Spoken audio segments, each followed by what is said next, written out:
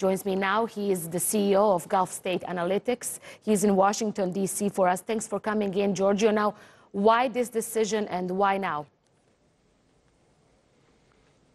This question about the timing is important. You know, since the Arab-Israeli War of 1973, there has not really been any credible challenge to Israel's control of this occupied territory.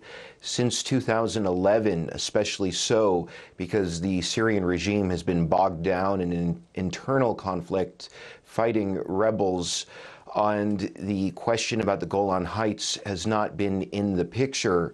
The U.S. is also not going to be changing any of its presence on the ground to further back up Israel's control of the Golan Heights. So I mainly read this announcement from Trump largely within the context of the domestic politics of the United States, because Trump wants to be reelected next year, and this is largely about catering to evangelical voters. And also, Netanyahu is facing major problems in Israel due to corruption allegations in the lead up to next month's elections. So I think we cannot emphasize enough how much domestic politics have shaped this recent development. Now, Giorgio, the U.S. recognized Israel's sovereignty over Jerusalem with a similar language, describing it as more as a fact to be taken for granted and accepted rather than as a political issue, which is still contested. Now, is the Trump administration currently underwriting Israel's more expansionist foreign policy? Both of these episodes underscore the extent to which the Trump administration is aligning the U.S. foreign policy in the Middle East with the agenda of Israel's ultra-right-wing government. This is also enabling Netanyahu to send a message to the Israelis that with him at the helm, Israel has been able to get so much from the United States, and really without having to make any concessions to Washington whatsoever. It is truly remarkable. However, I think this is going to create major complications in the relationship between Israel and Russia.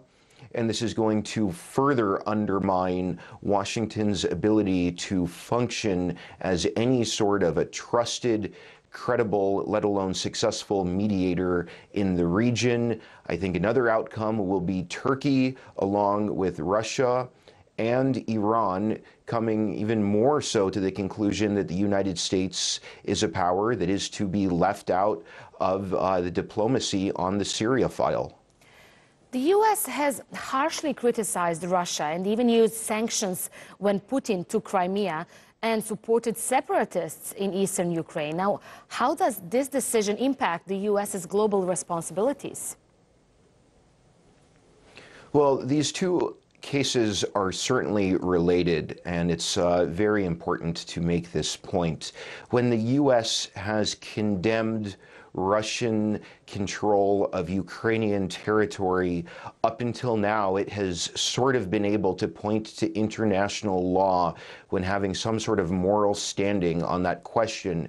However, with this recent announcement from Trump, I think it's going to empower the leadership in Russia to be more confident about its position in vis-a-vis Ukraine, and say that these the officials in America condemning Russia's actions vis-a-vis Ukraine are absolutely hypocritical. This certainly weakens the moral standing of the United States and leaves Washington increasingly isolated from the norms of global affairs.